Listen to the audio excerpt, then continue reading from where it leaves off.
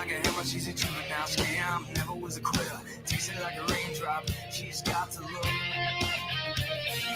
heavenly abound, cause heaven's got a number when just spinning me around. A kissing is a color, loving is a wild dog. She's got to look. She's got to look, she's got to look, she's got to look, she's got to look. What in the world can make a brother girl tempo? With everything I'll ever do, I'll do it for you. And no lies, she's got to look.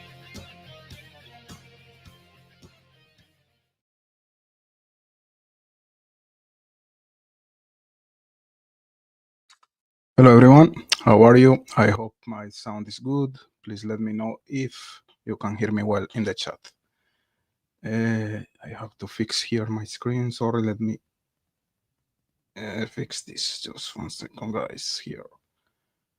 I have a problem with my screen as usual. Why is that?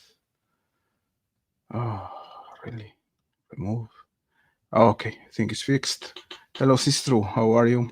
Happy to have you here. Okay, thank you for that, Linda's Looking Miller. So I had a quick video at the beginning just to tell you guys that next Saturday we are gonna have Oksana Look here. It's gonna be a cool show next Saturday, and also the day after, on Sunday, we are gonna have Steve Barber. Steve Barber was a guy who worked in the case of John F. Kennedy, the assassination of John Kennedy, and he was helping with some audio recordings, something like that. He was able to clear or to clarify some stuff in regards of the JFK murder. I'm gonna show you here, guys, who is Steve Barber. He's gonna be with us next Sunday. So give me just a second here, guys, to show you who am I talking about. I have problem today with my setup. So okay, I think I have it now. So let me show you. Let me talk to you guys about Steve Barber. So you're gonna see him here, and you're gonna know who am I talking about. And he's gonna be with us next Sunday.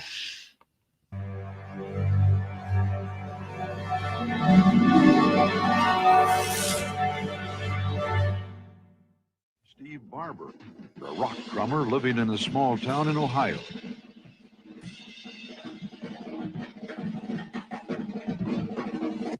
I didn't have access to the tape recordings themselves at the point where I was, trying to study them.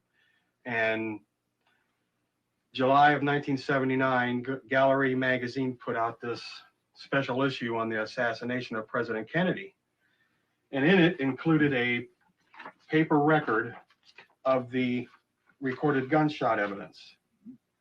And if you overlook the narration, you can, pretty much hear what they're talking about. Well, anyway, I just played this thing to death, just trying to hear, the gunshots and hear for myself what they really said was 95% evidence of a conspiracy.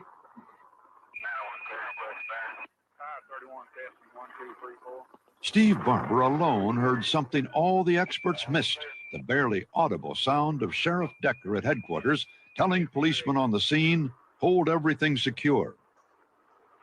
The stuck open microphone, which was on Channel 1, had somehow picked up Sheriff Decker's words from Channel 2, a phenomenon known as crosstalk.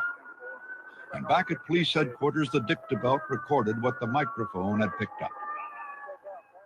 I found that when Sheriff Decker is speaking, his voice is coming through the open microphone during the sound impulses that the acoustic experts said were gunshots. But he didn't make his statement until a minute and a half after the assassination had already occurred. So those cannot be gunshots simply because of that. You know what In they say, 1982, the National Academy of Sciences confirmed the crosstalk Steve Barber discovered, and thus concluded the acoustic evidence of a fourth shot coming from the grassy knoll was invalid. You still hear it? Yeah.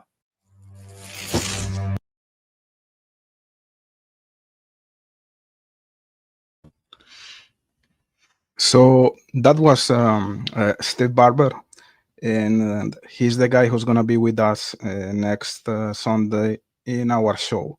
So he played an important role during the investigation of the murder of the president John F. Kennedy, especially in the stuff related to the audio recordings, right? So we're gonna have it, but he's gonna talk to us in regards of the case of the Delphi's murders. So he's gonna tell us what is he able to listen to or to hear in the audios that were released by the first audio guys down the hill in 2019 or before by Indiana State Police, and in the recent video that was released where we can see the girls, where we can see the bridge guy walking. So it's gonna be interesting. You know that at least I think that Steve, he has some credentials. He already worked in that big case, the JFK murder case. He helped law enforcement to clarify that situation, at least in the sense of the audio stuff. So let's see what is he gonna tell us. He's not trying to push any narrative. He's just doing his own research. He has a good hearing. And anyways, that was a short introduction about what is coming during the weekend. So Saturday we're gonna have Oksana, and Sunday we're gonna have Steve Barber. Yeah, I don't know what are you gonna feel about his conclusions. I think there's something interesting there. So let's see. At least it's gonna be feed for the discussion for sure. So what I wanted to talk today was about the interview that was made by JSD about to the murder sheet. It was made yesterday. Some stuff are, how can I say, expected. We know that those guys are biased, but some parts of that interview were really sad. We're gonna play some sections of that interview. Some stuff is just disappointing. It's very sad when they talk about the Dan Dulan situation, the fact that the tip narrative was cleared. He just said that that is not important. That the important is to learn the lesson. So come on, seriously. I love JSD. I think it's an important document, but it was just really sad to listen to that type of comments. Sad, expected, and disappointing. I love JSD. She's great. I love her ideas. I love her hypotheses, which are really close to my theories. And it's fine if she has some affinity to the murder sheet, but I just wanted to play those sections that I found disappointing, and other sections are kind of interesting for real. You know that I'm very, very interested in anything related to Keegan Klein. So see what was that discussion about. There's another part where they talk about Richard Allen not being today in Oklahoma. I didn't know about that. Apparently, the location of Richard Allen today is like a mystery. He's not in Oklahoma, in the Oklahoma Correctional Facility. So where is he? Where is him? Hard to say, right? So let me go to the section of that video where they talk about Dan Dulan, and let's start with that. Then I'm gonna come back to the chat to see what are your ideas about that situation. So let's see. I'm gonna mute myself.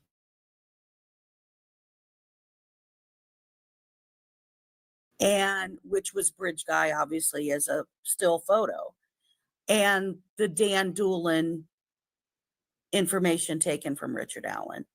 And I think one of the things that I learned, so here's a sneak peek, everybody,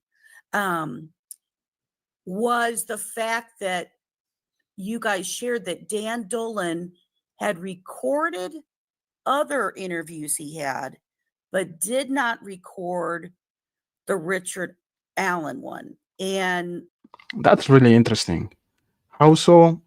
Dan Dulan was recording every single interview that he made to other persons related to the case, witnesses, suspects, but he didn't record the interview he made to Richard Allen. This is really suspicious. Interesting point here. Let's see what they're gonna say about that. I always thought it was very odd. I don't really know why he didn't, that he didn't want to meet at the police station. He didn't want to meet at his own home. And then he didn't even meet at his own work. He had made him drive just a little bit farther down the street to the Save-A-Lot instead of at the CVS. But takes this tip, writes on the back of it about the follow-up and stuff. And I want to make sure I understand. And then so after that, you mentioned that he corrected the name and he turned in that sheet. Did you get more of a sense of what that process was from Kathy Shank at all? I mean, I know that was at the beginning and there was lots of stuff flowing in of how that process even worked.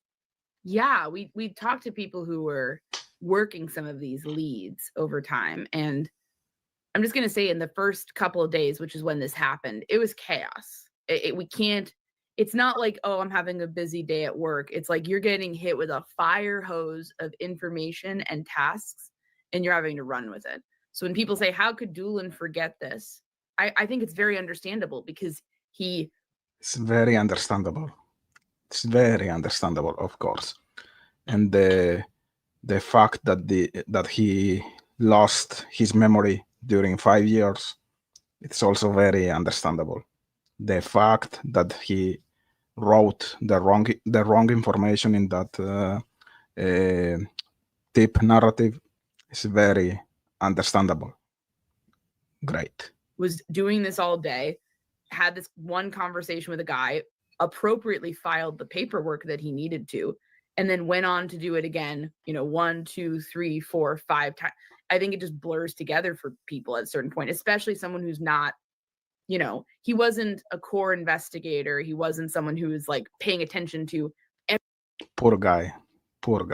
everyone on the trail that day versus, it doesn't have the same significance that it would, for like Lieutenant Holman or Sheriff Liggett or somebody like that who maybe knows more about all the various witnesses. So that's one thing. So how this would work is, in the previous show I made about the murder sheet, when I was doing the review of their book, my point was that they were trying to clean the image of the police, of law enforcement. It's the same narrative here. You can see that clearly.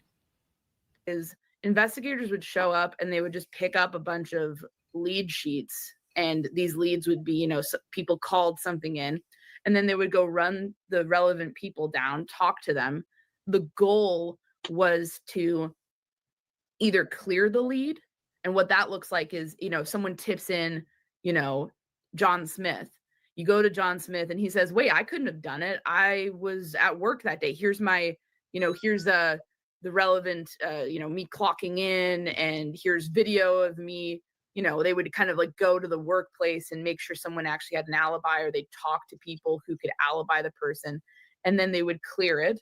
Or if there was more follow-up work to be done, they would, say needs follow-up work, and then they would submit that back in, and then it would be put back into circulation for people to go into more and scrutinize more. So that's what should have happened with this tip, and that's what Dan Dulan did right. I mean, he it needs more follow-up, right? But Needs more follow-up. So what happened? Why it was cleared and why it was not followed up? That's the question. But unfortunately, it was not. Unfortunately. That's the same word they use in the book, and they stop there. That was an unfortunate situation. That's it. It was cleared, and that it should not have been. That was not Dan Dulan. We don't know who did it. That was my point. Was like even Nicholas McLeland, following the case, said that they never knew who wrote cleared. I mean, it's terrible, but I mean, I think if we find out who wrote cleared, and we don't know who wrote cleared, if we found out who wrote cleared, it's like, okay, great, so we can all beat up on that person for writing the wrong thing. You should beat on that person. That's what we need to do. It's like it doesn't matter. It doesn't matter. It doesn't matter who wrote clear on that tip narrative. Can you believe that? She just said it doesn't matter who did it. It's unacceptable. Problem, and the thing that needs to be the lesson learned here, the problem was not one person making a mistake. The problem that it was so chaotic. Yeah, of course. There were so many people involved. They think we are stupid. They cleaning the image of law enforcement. So it doesn't matter who wrote cleared on that tip narrative. The important thing here is to learn the lesson. It's really sad. It's really bad. Seriously. Really, really bad. Sad, disappointing. It's just unacceptable. That a mistake like that would have been inevitable. And it's very unfortunate because instead of one of them, 100 or so leads that were just, meaningless nonsense getting misfiled or getting cleared inappropriately, of course it's the lead that mattered. It's the lead. It's the lead. People were calling up saying, oh, the murderer was obviously a Sasquatch. Why could Fishy, he was in that live as a viewer, and she made a very interesting question. It's coming soon, and the answer of those guys was also really sad, disappointing, bad. So let's continue. Here is coming soon in a couple of seconds. Couldn't that lead have been lost? No, it was this. No, I'm gonna say Out of all of them, I think the pop. So this is the question of Fishy. Was that tip not in Orion as tip number 74? Was that a number prior to inputting into Orion? So JSD, she's gonna read the question from Fishy and listen to the answer of those guys, who is not credible at all. Problem too is people wanted to get involved and they wanted to help, and that was all, not just the public.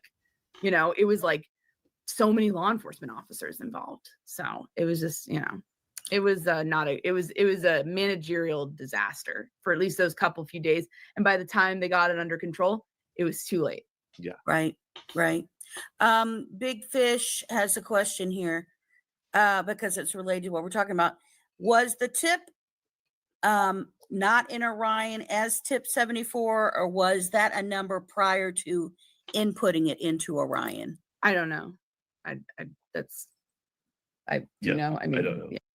They don't want to talk about it. So that question was perfect. That question was perfect.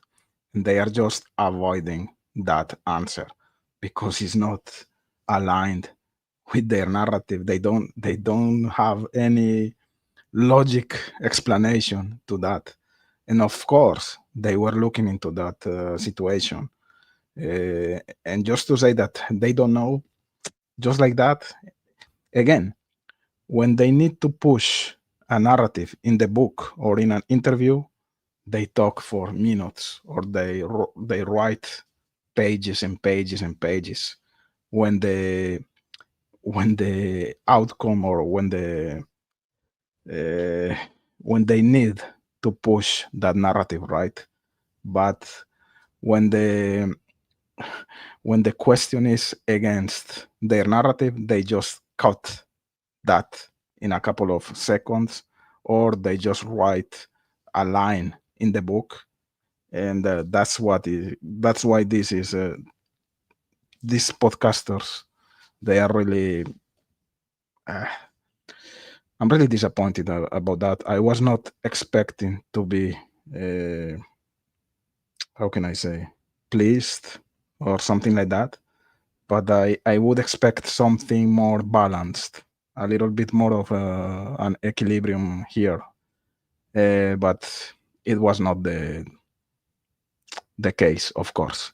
So I'm gonna repeat that because I think it's interesting here. So let's come back to that question from Fishy, and of course the expected answer from the murder sheet. It doesn't make sense, of course. Big Fish has a question here because it's related to what we're talking about. Was the tip not in Orion as tip 74, or was that a number prior to inputting it into Orion? I don't know. Do you know? I mean, don't know. yeah, sorry. We'd all be guessing. Yeah. I don't want to just say whatever, but I'm not big on the numbers. I'm not gonna lie. So when we were talking about corroborating stuff from Richard Allen, like the Hoosier Harvestor and the timing of everything, of where he was, who he saw this. So the Anthony Shots discussion is coming, and I'm really interested in that discussion because you know that I believe that Keegan is the one behind the crime. I think that the ideas that JSD she has are very logic. I align with her ideas. Her hypothesis is close to my theory, and of course, the murder sheet is in the opposite side. So I think the discussion is interesting. So let's hear or let's listen to about that for a little bit here. That type of thing. It brings me to one of my favorite people that people know out there, and that is dealing with Anthony Shots and CSAM. And I've covered a lot of men in Delphi who have been arrested for CSAM since the case happened, which have been tons. I have them mapped out. And the shocking number of those. I'm going to make this a two-parter question.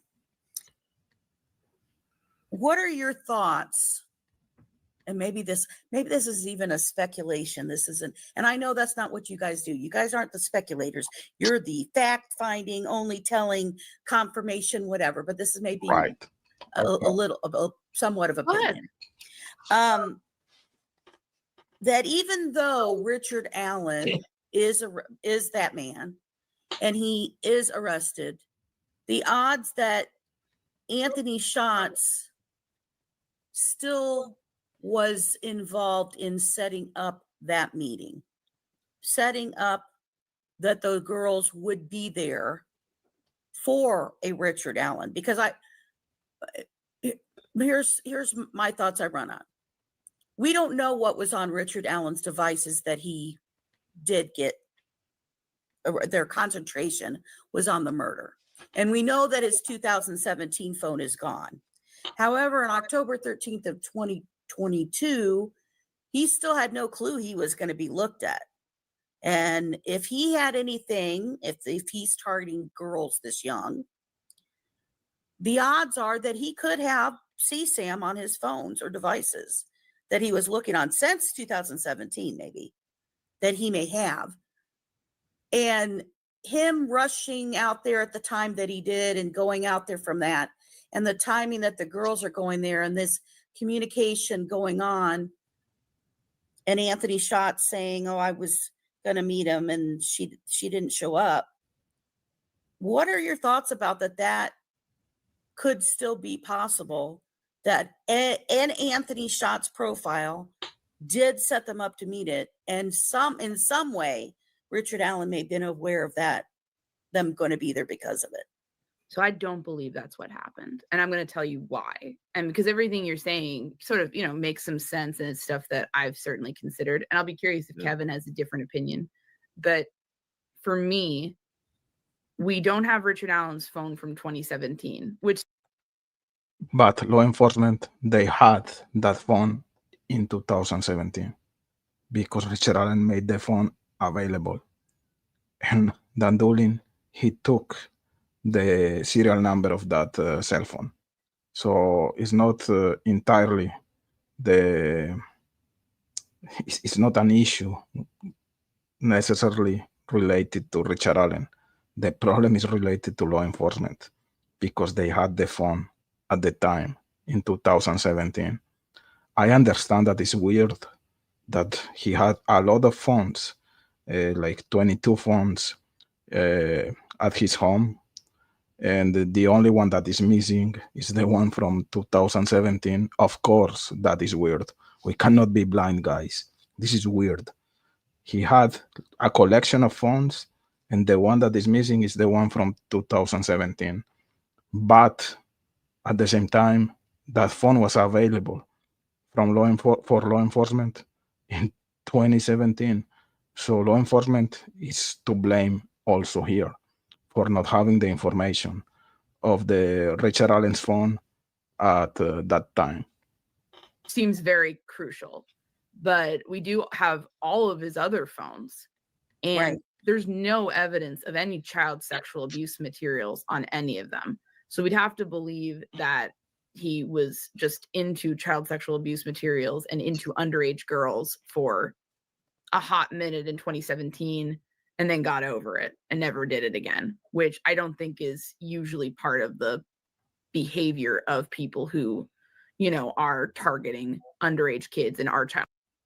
So they agree here that Richard Allen was someone that was not into CSAM.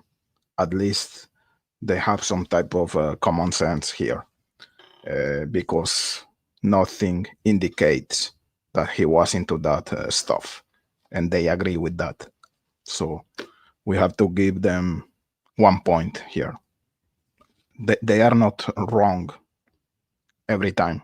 Sometimes some points are logical. Predators. So he, in his own story, says, he didn't care how old or how young these girls were. So he claims he thought they were older. It sounds like he wanted to go after anyone who was female versus having a specific. Fishy is here. I don't know if you were here, Fishy, when we played your question. So just to say that was a great question. I'm happy to have you here tonight. And again, I was really disappointed with the answer they provided. It was just, they know something about that, or they have an opinion about that, but they didn't want to talk about it. It was clear. Just saying that, we don't know. Come on. About the Orion software or database. Come on. It was a perfect question. And I'm happy you asked that question during that show. And I'm very happy that JSD, she asked, or she transferred that question to the murder sheet. It was good. but the answer was bad and disappointing. Target age. So first of all, there's no indication that he's specifically after or has a history in terms of young girls. And then the other problem with this is that Keegan Klein, as we all know, he's a guy who is looking out for Keegan Klein. He's a guy who is trying to put Keegan Klein in the best position he can be in. So And he did it. He made a great deal. So of course he's smart. He's not the stupid one. So I disagree with the following statements she's gonna say, and I'm gonna stop the video from time to time to counter, to do some type of counter argument to her claims or to her statements, let's say. the idea of Keegan Klein having some information that he could have used as a bargaining chip and not using it and just getting the really hefty sentence he got without making. So they are just misleading the viewers, the public, saying that he didn't use that information to obtain someone in for his own benefit. It was the opposite. It's clear as crystal that he used that information to not to be convicted for that crime. So that was the great negotiation he made. He got 42 years behind bar for something not related to the crime, and he's gonna serve 20 years. So I'm gonna come back because this part is really interesting, and I really see the things in a total different perspective from they're trying to mislead the public with those statements, and I really don't like this. Be in. So the idea of Keegan Klein having some information that he could have used as a bargaining chip and not using it and He used it. That's why they searched the Wabash River. Come on. just getting the really hefty sentence he got without making any sort of attempt to kind of deal is extremely unlikely to me. So I think it's the lack of evidence, and I think it's the obviously we can't disprove a negative because we don't have the phones, right? Yeah, and you can never completely 100% disprove anything. And certainly there's a lot of interesting coincidences there. For instance, on the morning of the murders, Richard Allen went to the Peru area, which is where Keegan Klein lived. Yeah. Right. But in addition to the excellent points my lovely wife made, I would also say that there were a number of investigators who were looking very hard at Keegan Klein. Mhm. And they did their best to try to find any evidence whatsoever connecting Klein and Allen, and they were not able to find anything. No, they had his name, so they were not able to find anything.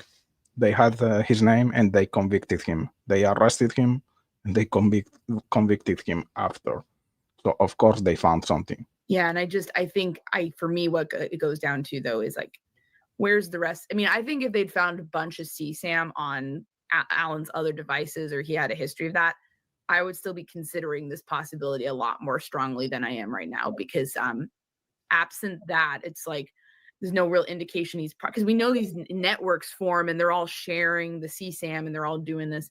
So that would have opened it to the possibility of, oh, he knows another predator in the area.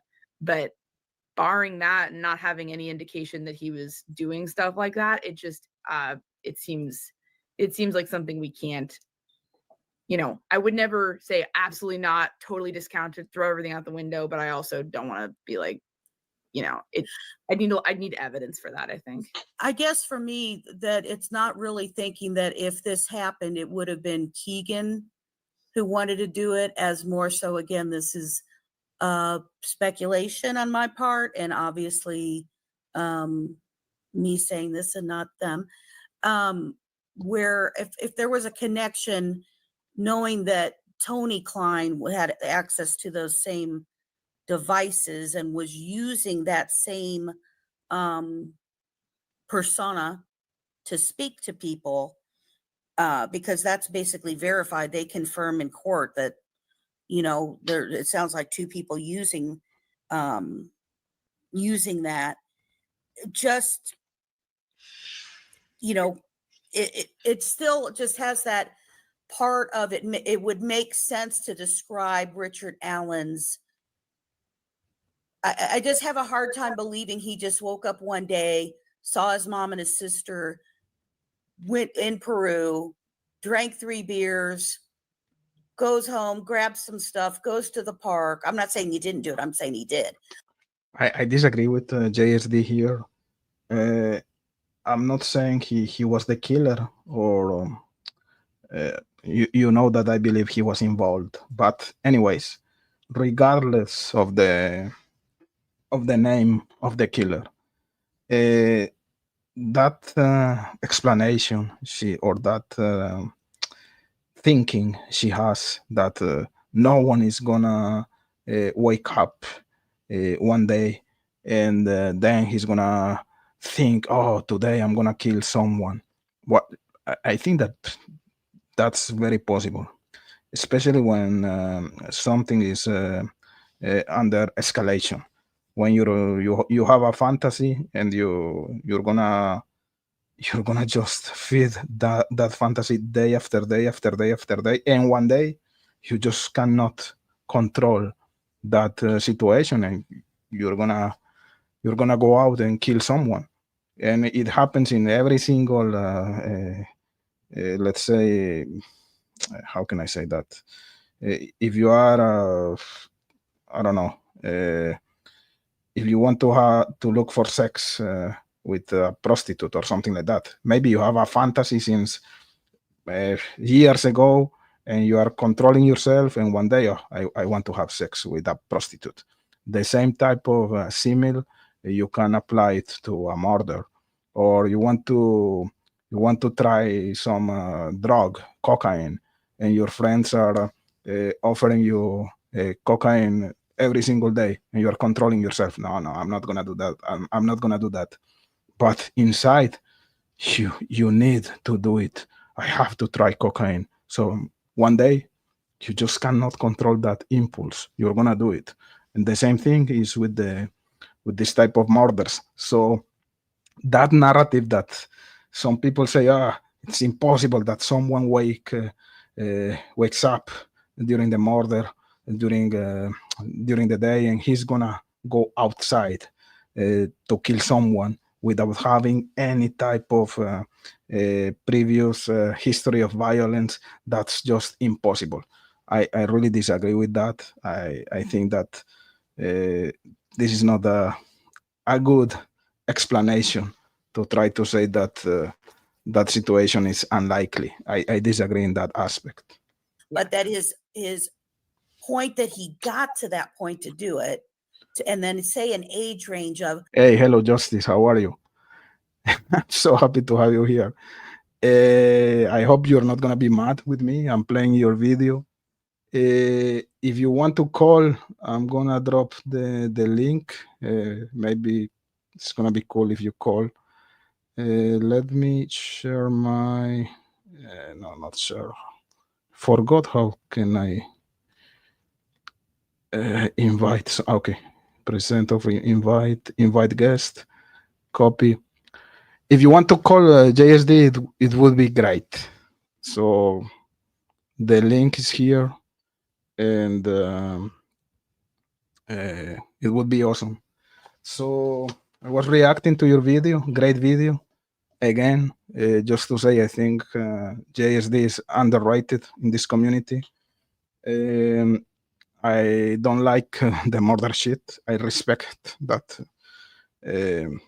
you have some affinity to them, but yeah, I was just very disappointed with some answers. The whole Dan Dulan situation, they saying that it was just an unfortunate situation, that it doesn't matter who wrote cleared in that tip. They saying that is just sad, in my opinion. And anyways, it was disappointing the way they answered to the question of Fishy about the Orion system. Like they don't want to go there. And if they are journalists, we know that they have something to say about that. And anyways, just saying. Continuing here. Well, they could have been 18 or 19, or they could have been 11. Okay, well, that's a huge difference. 11-year-old versus an 18 or 19-year-old girl. And that's why it would make sense to me if they went into Richard Allen, all of those devices they found, and at least found that he was into CSAM.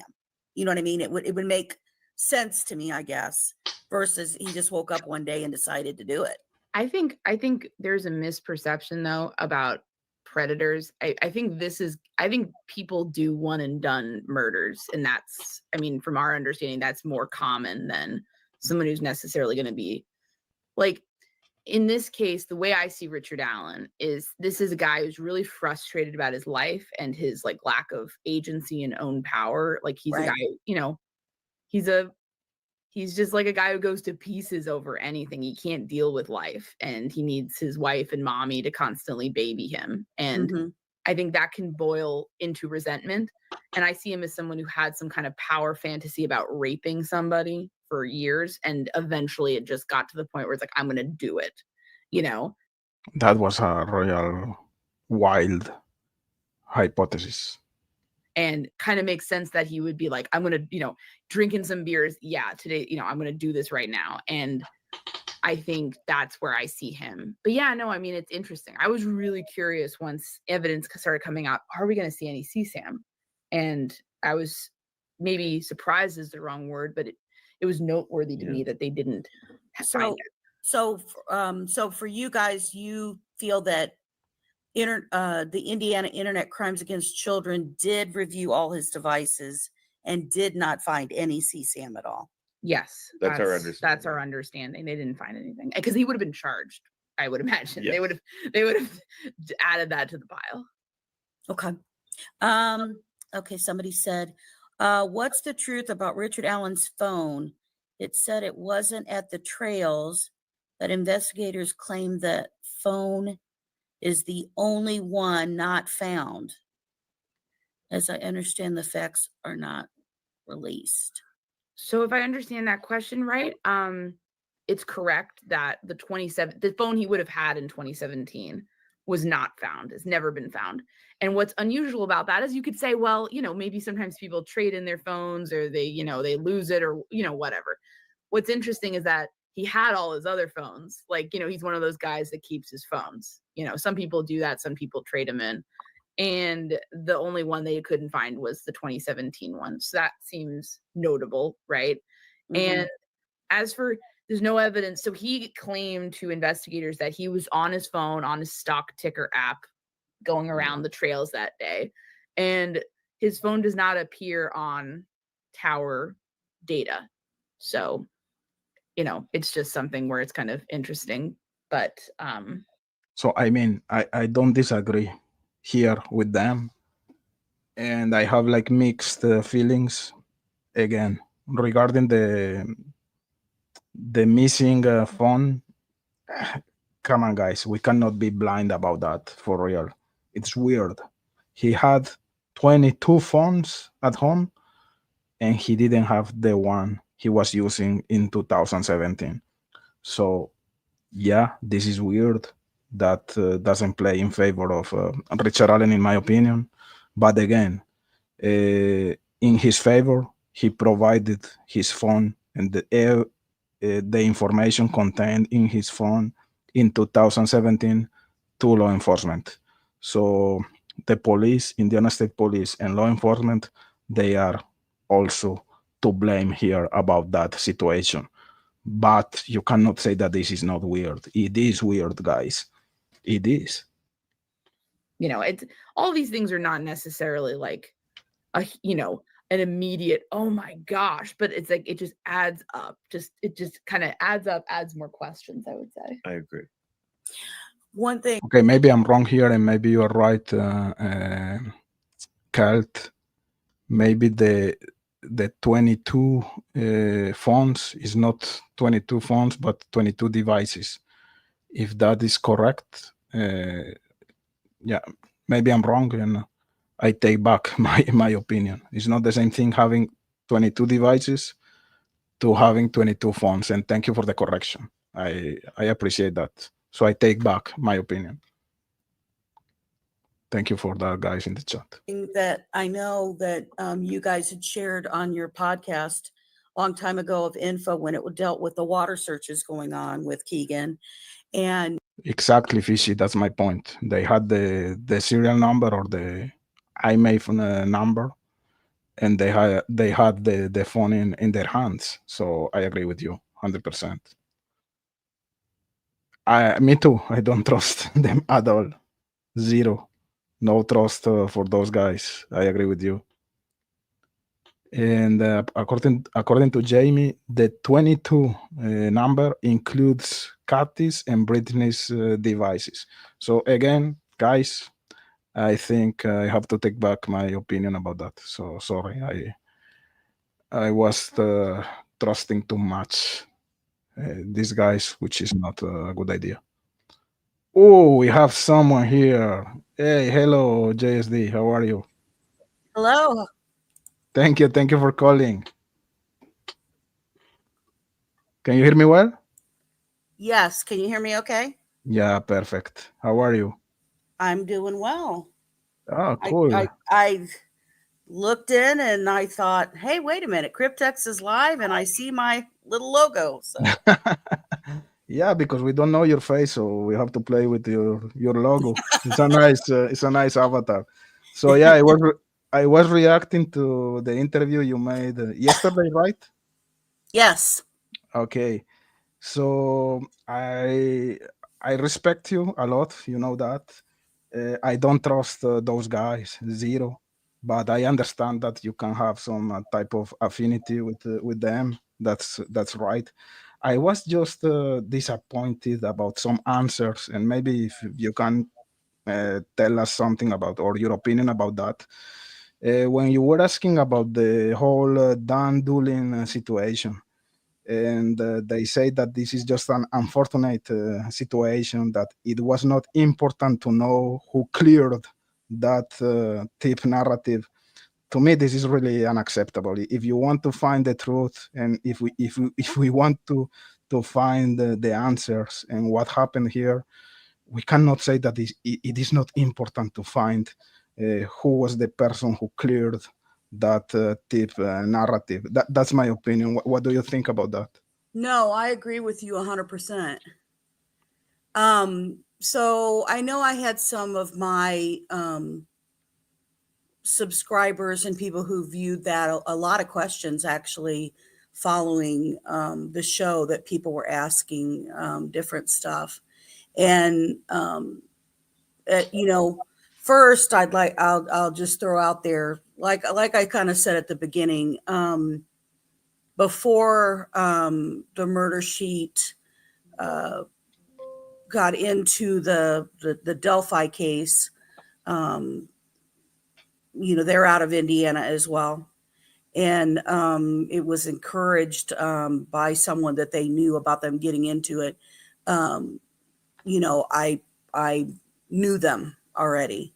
Mm-hmm. And I kind of had a discussion with a couple of people who are my researchers that help me on their page and Mama Bear and stuff too. And I think the difference between the murder sheet and a lot of us on YouTube is that the murder sheet may have an opinion of something that they believe, but because Anya's more of she's a journalist, that they will make sure that if they don't have the evidence or something, they're not going to state a situation. Where on YouTube, as having the YouTube channel, I feel like we can have more speculation and questionings of certain things versus what they'll publish, for example. And, it makes me sad because, like, Cryptics, I have a lot of respect for you as well. And you are very good at letting people on different sides, whether they were pro-defense or pro-prosecution or whatever direction somebody's coming from. You've always been open to having people on your channel, which is great, which is wonderful. And, there's some people I know you've had on that I agree with and some that I don't agree with.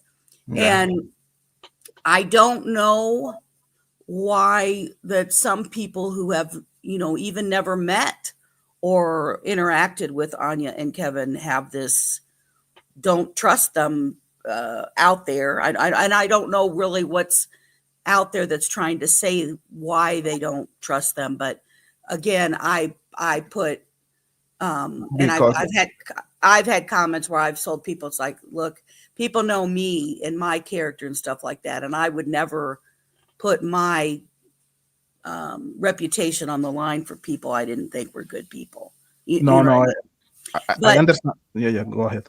But as the purpose of the interview was to talk about their book, I definitely wanted to bring up some questions about a few things that I had read so far in the book that I thought was, okay, wait a minute, this is out there and whatever. Dan Dulan being one of them. I can't help of this is in my opinion, so this is my thing, of a suspicion of the whole Dan Dulan situation. And a couple of things that they put in their book made the suspicion even more so, that I thought. And because there was a limited time to ask questions and what's scheduled with their person before they went to their next interview, there was no way for me to have time, nor was it the place for me to debate my belief versus what they're coming off of. So, for example, Dan Dulan in the book mentions how he had recorded other interviews, but not with Richard Allen. Exactly. And I'm like, okay, and for anybody who doesn't know, okay, and I'm not saying that he did. I'm just saying that this is suspicious to me. In my opinion, there's a lot of where it makes me wonder, is it him or was it somebody else, aka the person who wrote Cleared, who helped cover him up? Is somebody helping him hide it? It just, I don't understand that. Because for me, that he didn't record that, but yet at the same time, he testified that he, when he reached out to him, he wouldn't go to the police station. Well, when do you get to tell the police you're not showing up somewhere when you were at the scene of a crime? And that's what you're calling in. People want to keep calling it, saying it's not a tip. Well, it was, because they got all the phone calls. People wrote down the sheets, whether you like the word tip or not. It was number 74 that they had. And then when they started to divide these up, that ended up going to Dan Dulan. Now, did he pick that out? How did they get? I don't know. I thought it was also interesting in the book. It reveals that Dan Dulan happened to be on vacation during the time of the murders, and then he returned. And then he goes in and he gets these tips to go talk to him. So the Cleared, I did a video all about that when it all first happened, because everybody who's been trying to hope that this crime would be solved And then you find out that they've had that tip since 2017 that he even called in. And how do you write cleared if nobody ever followed up on that person? If nobody ever talked to him again? Doesn't make sense. And even Nicholas McLeland, and I showed this, wrote in there in an interview, said they still do not know who wrote cleared. So why is somebody covering up who wrote cleared? Exactly. It doesn't make sense. It's a weird stuff here. And I'm glad that you asked that question during the interview, because it was a great question. Look. And I mean, that's kind of like, you know, the CSAM for me, you know, when you were just talking about, you know, him waking up one day, and I'm not saying that, you know, he couldn't have sat here and, you know, woke up and somebody decides to do that. But, you know, it kind of reminds me of the difference between the Idaho 4 killer and Richard Allen. And when I think of the Idaho 4 killer, he had a very big arrogance about him. He was misogynistic. He thought he, you know, was better than women and stuff like that. And that was what his target was. But when I look at the personality of Richard Allen, he is such a dependent person, although manipulative, you can tell, in my opinion, at least, he seems very manipulative with his wife. Because in the video, I just can't get over when he's talking to her and he keeps trying to say to her, well, you know, I didn't do this. You know, I didn't do this. You know, now she's not answering. He keeps repeating to her that same phrase and stuff over again. And when he seems to get upset with her, when she says, you know, I told them you didn't go out to the bridge. And when he kind of stopped and looked at her, and then she's like, oh, I'm sorry. I'm sorry. Whatever. And he's like, no, that's all right. And she goes, well, I told them that because that's what you said. And then he's like, nope. And then he stops talking. And just some from manipulation and stuff from that. But for a man, though, to go out for the first time and he wants to commit this, and it doesn't matter if it's a child, right? In their argument, if it doesn't matter, it's a child, he's trying to commit this. Why would your first murder to get 2 victims? The odds are higher. You know, why not then have taken Betsy Blair? She was by herself. She's looking at him. It's right there near the bridge. He could have grabbed her. Right. Easier, one person, you're done. In my opinion, I still believe, and again, just because I know the murder sheet and stuff, that doesn't mean I agree that I will take away what my opinions are of stuff. And that is, I can't ignore too many coincidences and signs that the girls were there to meet Anthony Schatz. Exactly. 100%. I can't. There are signs during when they arrive. For example, you know, why at that specific time at 1:36, 1:37 is Richard Allen deciding to drive there at that particular time? And if he's there to do something to girls, why did he ignore the teenage girls and not even respond or teach them? If that wasn't it, why would he ignore them and rush by them at the time? He seems to be in a rush. He seems to be there. Why would Betsy Blair say she's standing there? He's on that first platform. He kind of looks at her, but he's looking at the phone. Remember, Libby is sending a second message to a non-identified app pre her getting to the bridge. And I did that in a show that was specifically called about Libby's activity before she got to the bridge. And so it identifies Snapchat, the next one. It tells us Snapchat and what she's looking at and what she's posting at, but it talks about a second message to an app. Well, we already know because before of Anthony Schatz communicating with them, the last communications before they get there.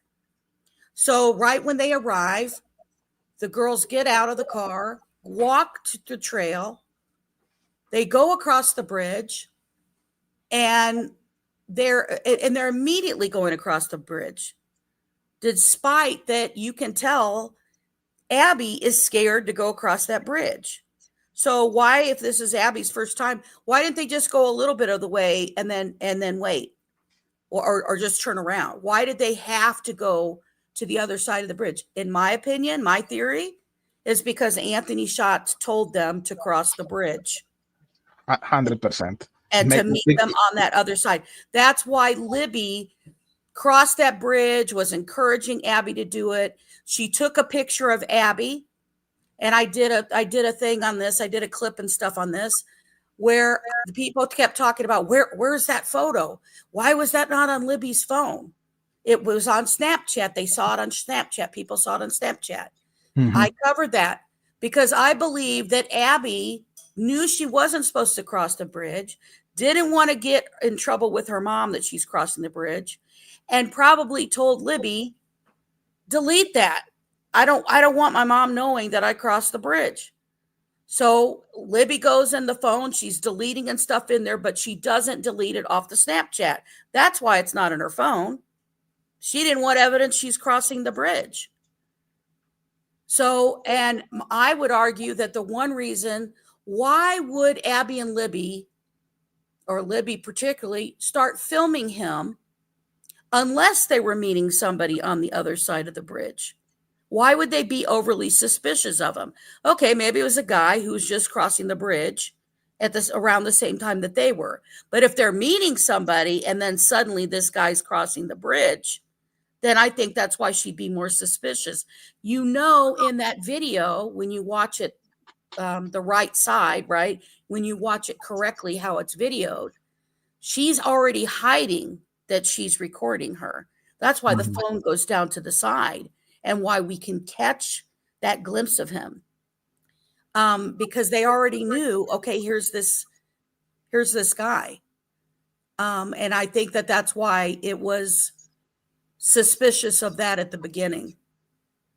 And, you know, Abby originally was not supposed to stay the night, could have not been in there, could have totally been a surprise. You know, and that's like, you know, also my other theory on that, when they go down the hill, I argue the fact that you got to remember the discussion with the psychologist, for example, in the jail. Monica, You know, a murder is always going to downplay what information they have. And you got to realize what stuff is he going to really tell all the truth about or not. And one of that is about the van. And the van, for me, I think a lie that he told was that he was frightened by that van. Because if you were frightened by that van, one, you could have walked away, right? You could have walked away. You didn't have to kill them or anything yet. And two, okay, if you saw him around 2:32-ish, whatever, 2:40, I'll even throw that out for anybody who thinks it's later, and you're frightened of him, you still crossed the creek, went up the hill, got them to be undressed, got a redress, and murdered them, and then were still not seen till 4:45. You weren't scared about that. I'll tell you my theory of what I think they were scared of. The phone rang or buzzed. Because remember, Derek was arriving to pick up the girls at a not specified time. So all of a sudden, at 3:10-ish, 3:15, forgive me for not having that right in front of me, Derek calls the girls to let them know, I'm almost there to come get you. And at that time, the phone could have been heard buzzing or ringing. And Libby could have easily said, you know, also to try to get this person to go away, that's my dad. My dad's here. He's here to pick me up. because that would have been around 3:10, 3:15-ish. And that's when I think that at that point it was decided they have to be killed because I'm fixing to get caught with the girls. It wasn't that van. You wouldn't have spent that much more time with them if the van spooked you and continued doing what you were doing. Again, in my opinion. So Yeah, you just said a lot of stuff, so I'm gonna try to start from the beginning. When you said that you don't understand why some people they don't trust the murder sheet, it's because there are weird stuff. Let's say when we talk about the first transcript that the murder sheet got, the interrogation of Keegan Klein, the first one that was released and published by the murder sheet, they said that situation was a clerical error, and it's unlikely. So again, it's my speculation, but everything points that, to me, the murder sheet, they are really close to law enforcement. Law enforcement was feeding information to the murder sheet. That's my opinion. It's impossible that they just by a miracle they got that transcript of Keegan Klein, because there was a clerical error in internet, and they were in internet at the same location at the exact time that file was available to get caught. You know what I mean? So some narrative that they are trying to push, it doesn't make sense. It's weird. You know that they are too close to law enforcement. The first page of the book, the introduction, was made by Doug Carter. right. So that research or that investigation, let's say, from their side is biased. So I prefer something more balanced, more equilibrated. So that's why I say I don't trust them. Answers like it doesn't matter who cleared that tip narrative is unacceptable. If you are a journalist, you cannot say that it doesn't matter. You say we don't know who did it. We should investigate further. We need to have that answer to be able to clarify the stuff here. So that's why I in my case, I really don't trust the murder sheet at all. But anyways, that's my, and I respect people trusting them. You know right. what I mean? And let me just throw out there, when that information came out, the information that came off the court site of a document that dropped, there was a lot of people who were covering the case who were watching for documents to drop at the very beginning, right? This was the very beginning before there was a gag order. So before there's a gag order, that means, now I let me say this, I guess, before I say that, I can't say one way or the other, because I will say this, just because I know them doesn't mean they tell me, hey, yes, I had a conversation with so-and-so. I don't know that.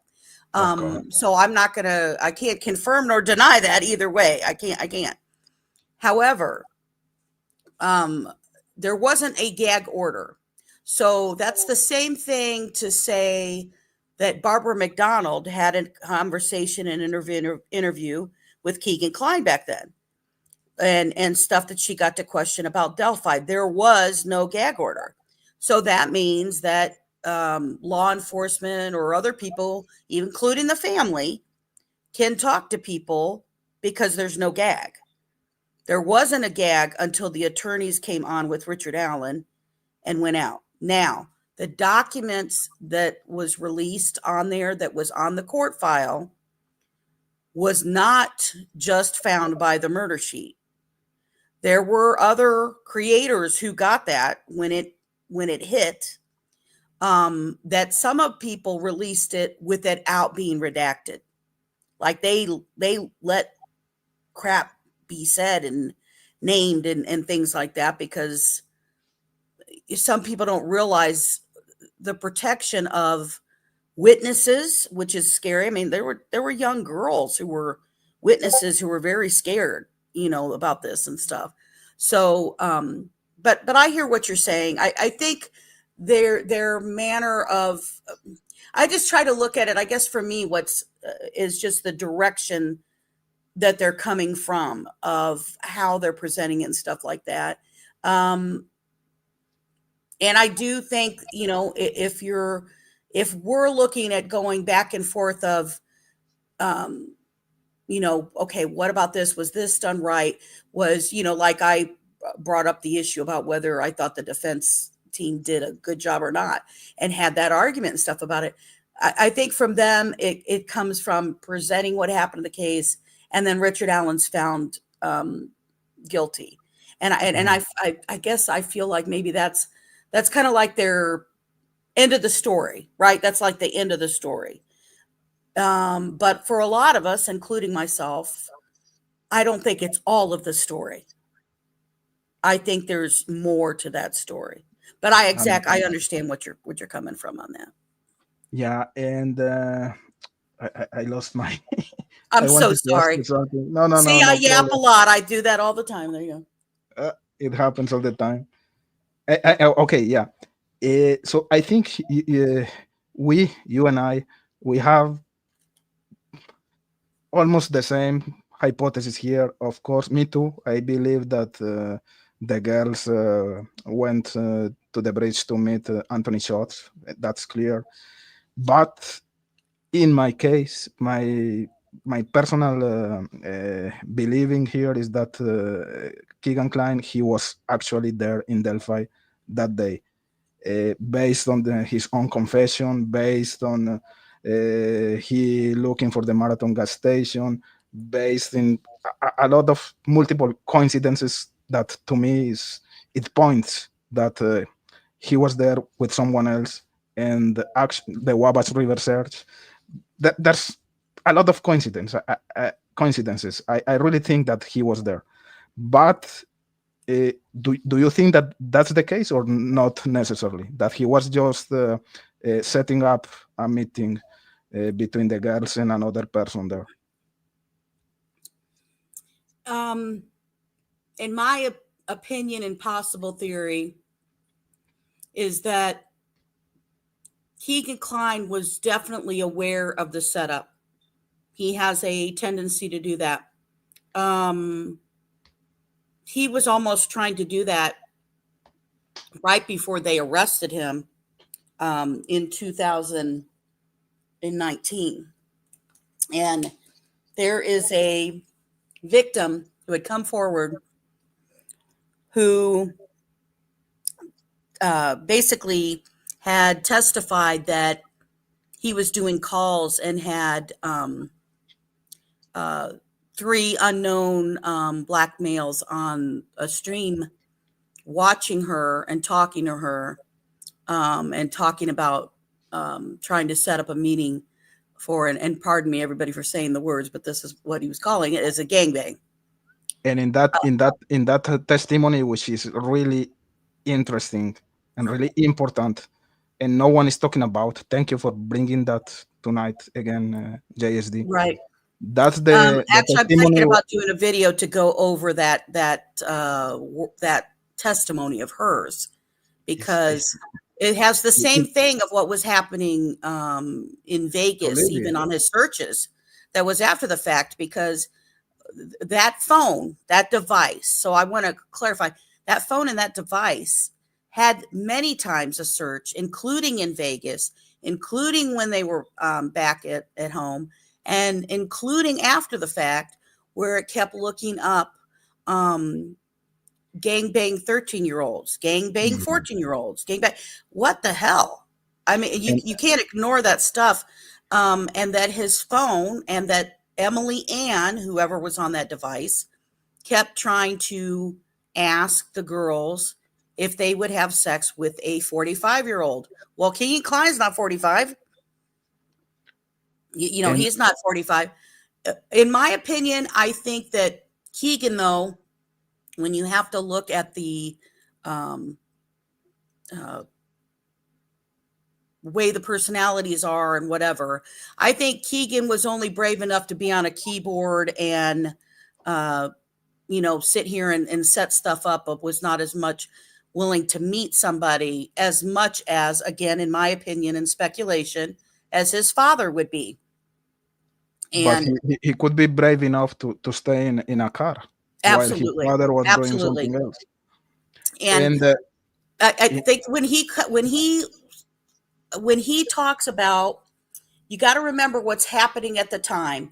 He's trying to get out of jail. He keeps thinking that he's going to be able to get bonded out if he cooperates with his dad. And we know, all of us can agree, that he's a liar, right? And he was stupid, because honestly, if he could have early on made a deal, he would have ended up in a much better situation than the amount of years that he already had, and he was an idiot. I disagree with you in that point, but continue. We're gonna go there. Well, because, and you got to remember, his attorney, Akey, who he had, was the same attorney that Ron Logan had. Yeah. And that attorney, by the way, also was a partner with Rossi. Exactly. So they were aware of stuff that was going on with Keegan and stuff at the same time. Mm-hmm. Now, while this is going on, Keegan is talking to a female who has repeatedly been meeting him in prison, and is talking about, she wants him to say stuff. She wants him to tell the truth for he can get out of jail, because he thinks he's going to get out of jail and he's going to go with her. That's what he's telling her. But what can you do? You could tell part of the truth, but not all of the truth, because his dad panicked when he was fixing to go talk. And I have the actual court documents that they released, which at the beginning they had frozen, and I couldn't get access. I had a denial letter to it. And then after the water search and everything later on got through and we got closer to the turn, then they finally released it. And it showed that from his dad, who wasn't visiting him, Tony Klein not visiting him, suddenly 10 days worth of visits, boom, boom, boom, boom, boom, in a row. That happens with Tony. Well, what the hell do you think was going on that Tony's worried? What's he going to say? What's he going to tell the police? So you can tell part of the story of what's going on, but you don't have to tell all of it. So if I tell you it's a red Jeep and you don't find a red Jeep, I don't think Tony Klein is that stupid to go drive a bright red Jeep to a murder. His own bright red Jeep vehicle. It was not a red Jeep. It was a red hearing, as you said the other time in my show. But I do think what's interesting is, if he doesn't know what's going on and he's not familiar with that, that's why I brought up to the murder sheet on there, because that was their information. That at the same time that they got this tip that he did it, which it was confirmed, law enforcement did go and look and check out their red Jeep. They also talked about how they tried to confirm his story by trying to find it on traffic cams, and they couldn't corroborate his story. But he did go and Google the Marathon gas station in Delphi. So you have the person who created a mock, bogus person to catfish girls, and then a murder scene where that same Anthony Schott says, I was there, but they didn't show up, who also Googled how to get to a damn gas station that's the closest one by and the closest near Richard Allen's house. I don't know how you ignore that.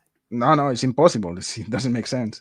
There's too many coincidences that keep happening for people to no big deal. No, you have to be blind for real. Yep. And I showed the video of of me visiting that cemetery.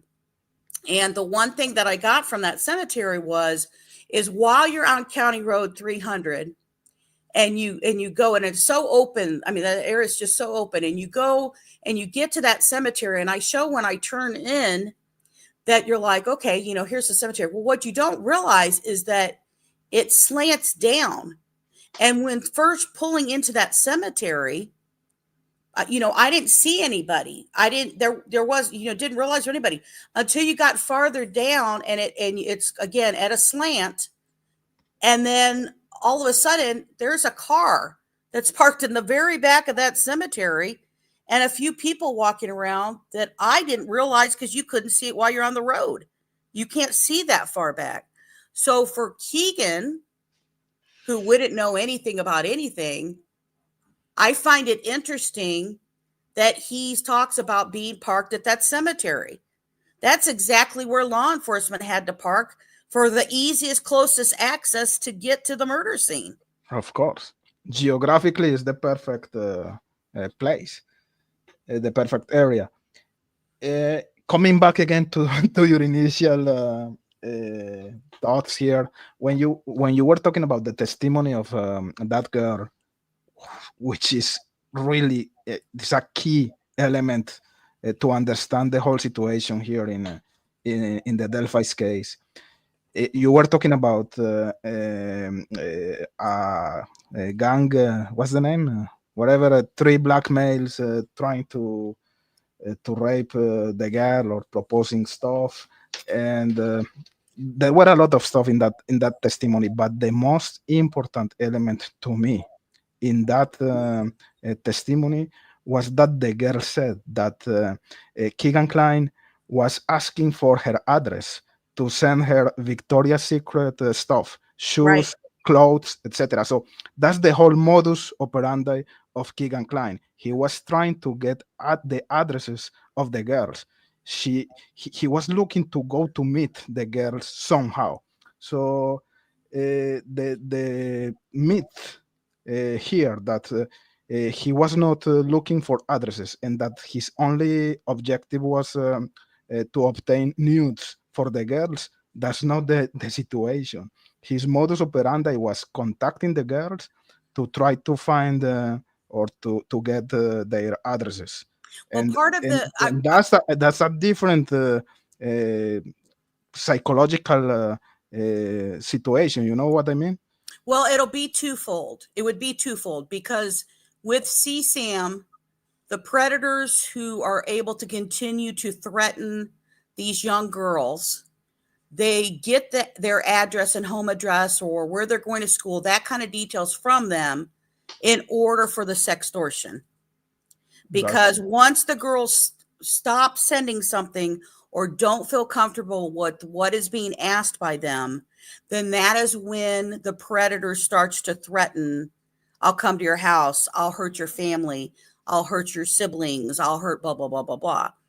However, and so definitely he would get it to be able to continue that manipulation to them. However, that when you add the fact that he also had that he's streaming, and she could see him and these 3 black males. There were 2 were, she said, near Keegan's age, but one was an older black gentleman, and that they're all watching her and stuff like that. And you add the fact that he's sitting there saying about, well, we want to come to do this again, pardon me, but gangbang. And we want to get to your house, whatever. He's already got her address. He already knows what's going on. Exactly. So when I look at the fact that I look at all of that for the eventual buildup of, I think that, in my opinion, Tony Klein, from information that the murder sheet did get about Tony Klein from people he used to go to school with, that he was a peeping Tom when he was in high school, that he was following people. When you look at what his Young America, right? his attitude is already that early on. Mm-hmm. And we know, because in court they said that they believe that Tony Klein was also using that same social media, and that it's 2 different voices talking to people. For me, that's an easier step, where that person who's been doing this for so long and keeps talking to these girls, eventually it steps out of looking at just CSAM.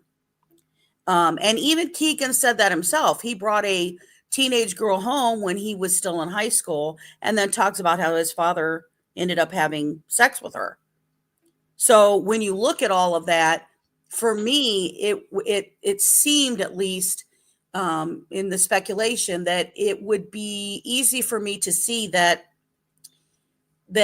Tony Klein could have used the Anthony shots, or for that matter, honestly, because we don't know, even maybe Richard Allen himself.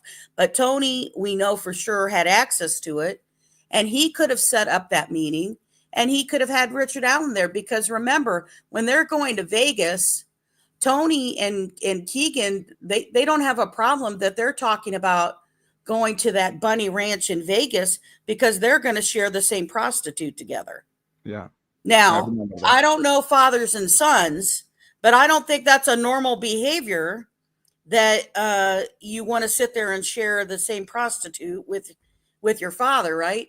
And when you look at that mentality and look at that, somebody keeps looking up these gangbang this age, and then all the other disgusting things that's being looked up and stuff in there, that it makes me believe that, that's a motive for them going to do that. And I don't think that if Tony Klein was part of that setup as an Anthony Shots, and forgive me, but I don't think he would give that opportunity up and just give it to a Richard Allen.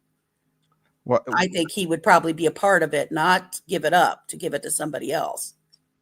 I agree.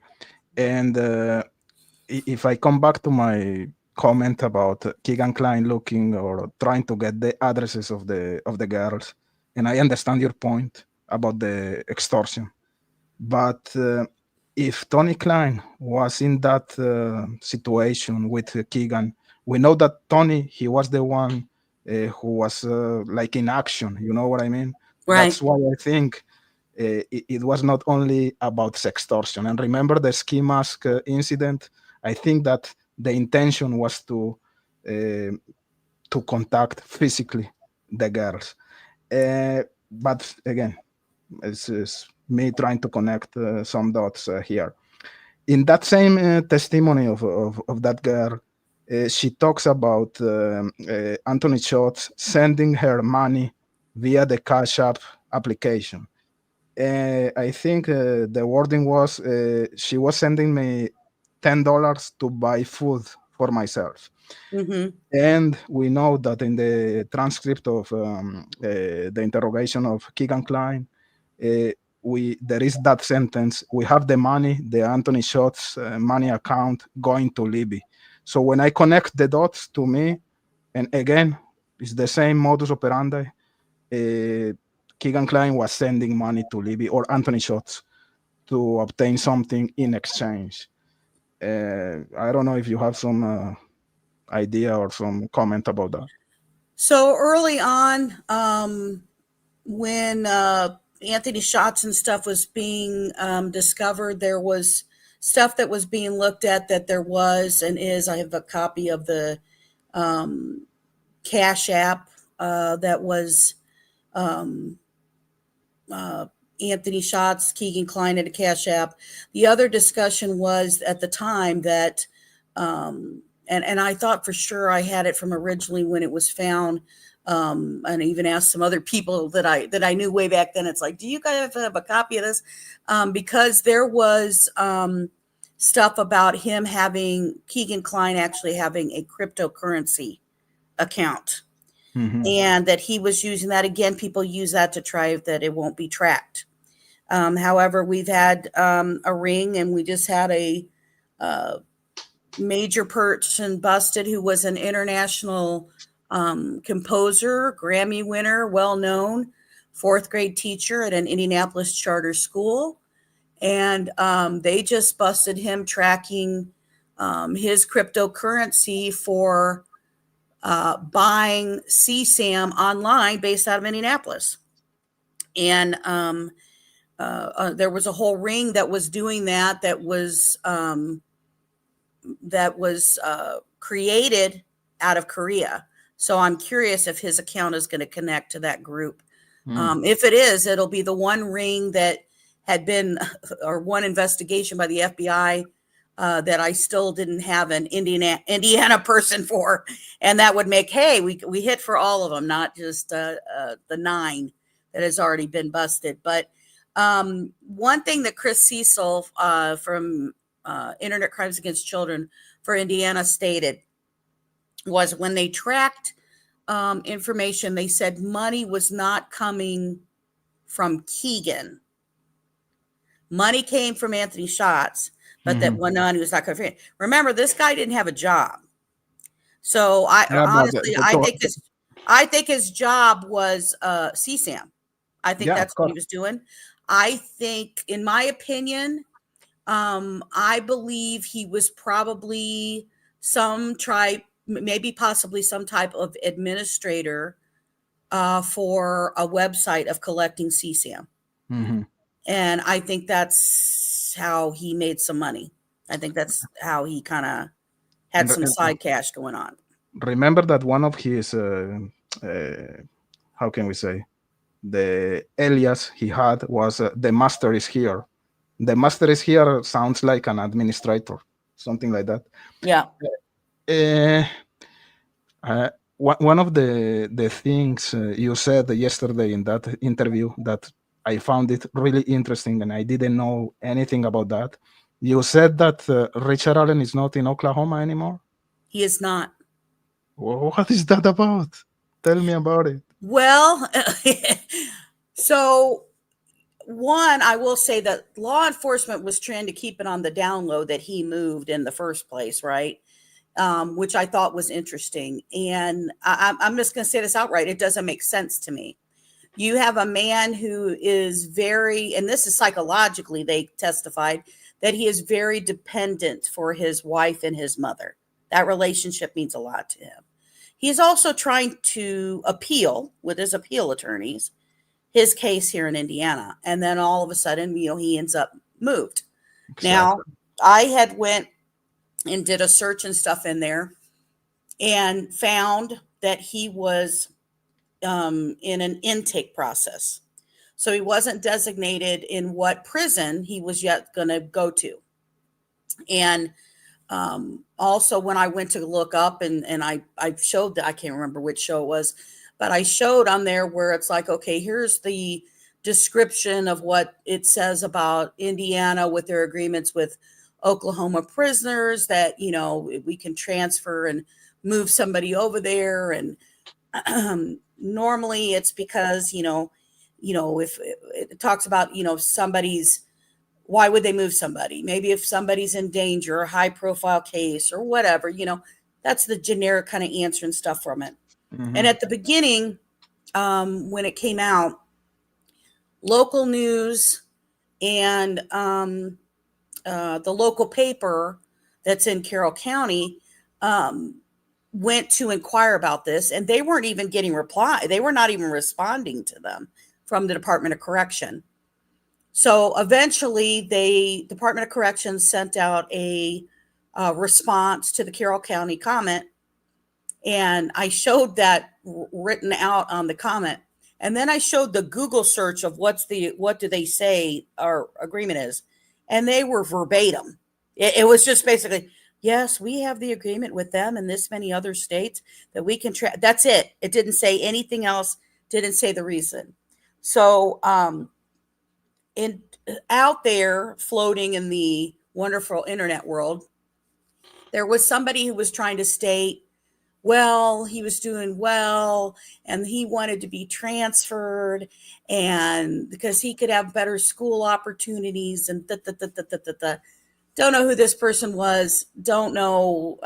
Supposedly this person knew Kathy Allen, but whatever.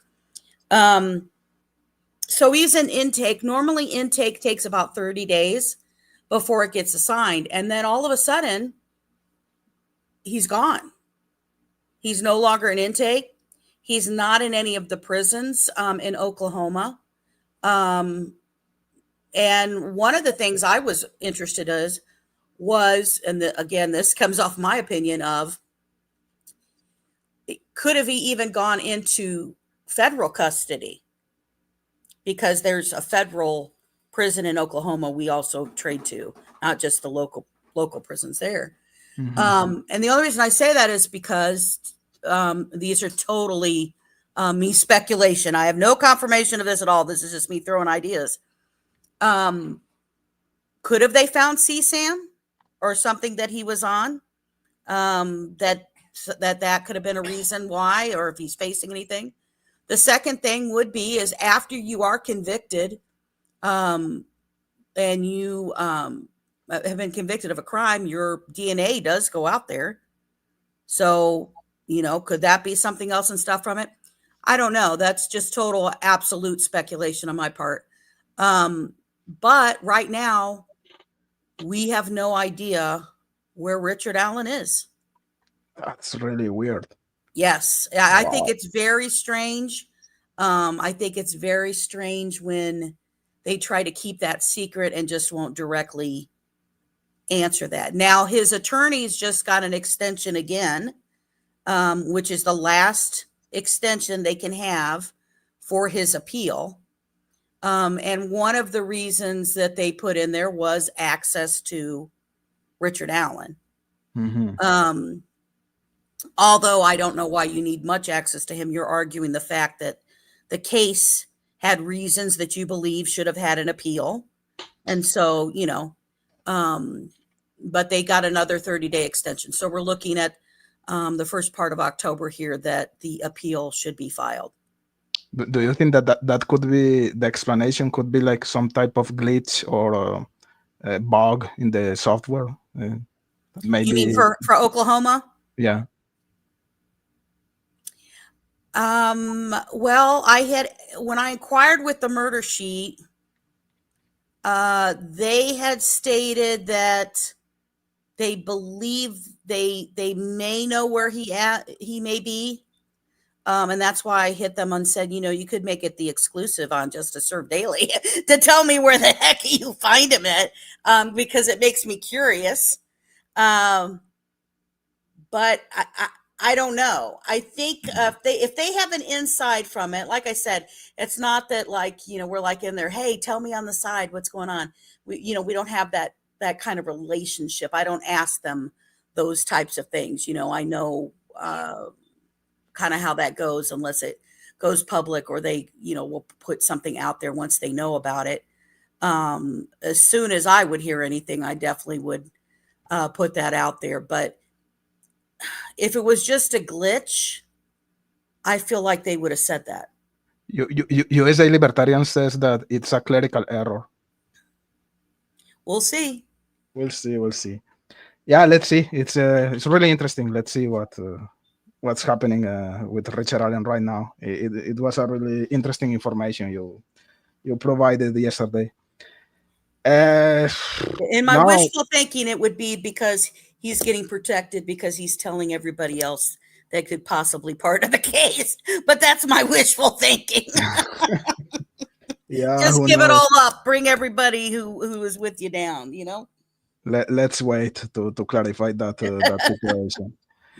I think I'm already almost finishing here, JSD. Yes. It was great that you called, especially since I was reacting to your video.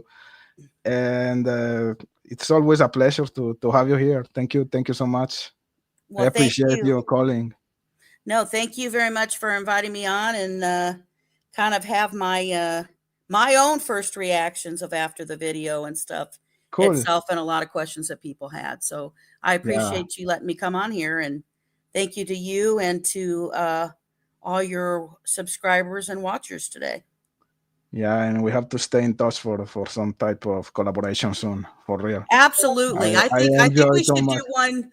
I think we should do one together with the other people who believe that the Anthony shots is still part of it. I think the people who believe that, and we put all the evidence out there of why we believe it to everyone, and Sure, that would be a great idea. Yep. Of course. So again, thank you so much, and see you soon, JSD. All right, and congratulations for the interview. Thanks so much. Goodbye, everybody. Ciao. And thank you so much, guys, in the chat. It was cool to have you here today. So remember, Saturday, we're going to have Oksana Luke. And Sunday, we're going to have Steve Barber in the show. So it's going to be interesting. So I will wait for you guys. Please hit the like. Please, if you have some Facebook or something, share the video. Or in X, let's say. That helps the channel a lot. So thank you guys. Stay in touch. Appreciate your presence tonight. Bye-bye.